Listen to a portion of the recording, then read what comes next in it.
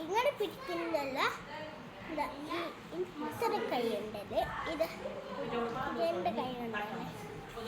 ഒന്ന് ഇങ്ങനെ പിടിക്കണം, ഒന്ന് ഇങ്ങനെ പിടിക്കണം. ഇങ്ങനെ വെച്ചിട്ട്